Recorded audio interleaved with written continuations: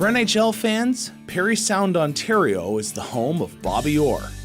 For Flames fans, it's the home of Jackson Kuhn. During his first visit to Liberty University, he knew that the mountains of Central Virginia would be his home for the next 4 years.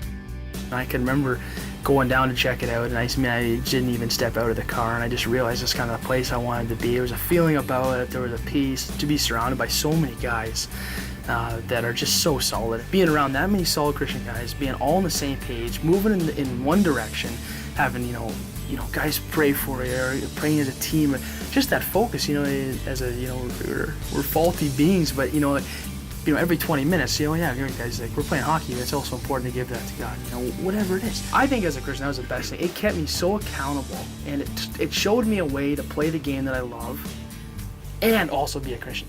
And while he came to Liberty to strengthen his faith, he also had hopes of winning a national championship. While he didn't win a national title, he would leave Liberty with a much greater prize. I looked over the left-hand door, and I saw Dawn actually walked through the door with some of her soccer friends, and I always love at first sight for me. I'm not sure about her. My first impression of him, I would say, was maybe not the best.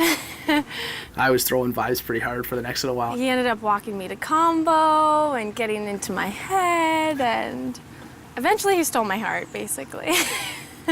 She was dating at the time too, and I have to apologize to that guy because I don't think it worked out for him. But he did get married, I heard, so that's good. He made a recovery, but just not with Dawn. They would get married in June of 2015, and then decide to move overseas to advance his career in hockey. It was a big, big move. I was really excited ever since I met Jackson. It was one of the things that he said he wanted to do and he wanted to pursue.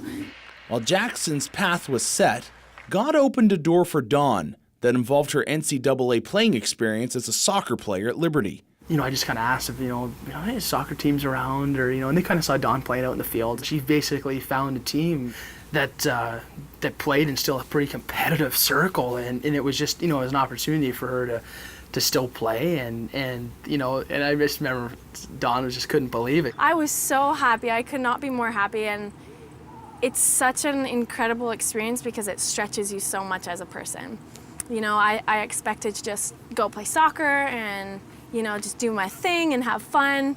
I didn't know what level it was at all, but I was just excited to go play soccer because I loved it, right? And I really, really missed it.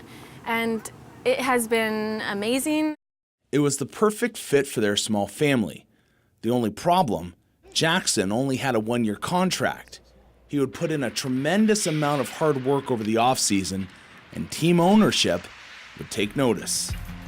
We really want you to stick around, and we don't want it just to be a year, we want it to be like 2 years. And I think that for me was just like, what?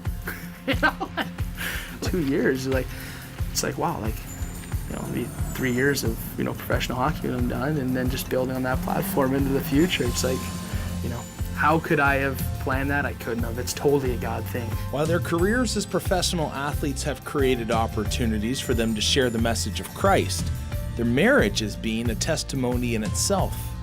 It was amazing to have,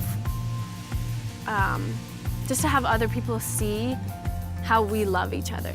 In and of itself was a huge witness to other people, I think. Just the way that we interact, the way that we love each other, it is a representation of walking the way that Jesus would and loved others. And I think that I have got more questions and just feedback about that relationship than I have in anything else I've tried to personally say. Nice to see two former Liberty athletes on the same team sharing the message of Christ.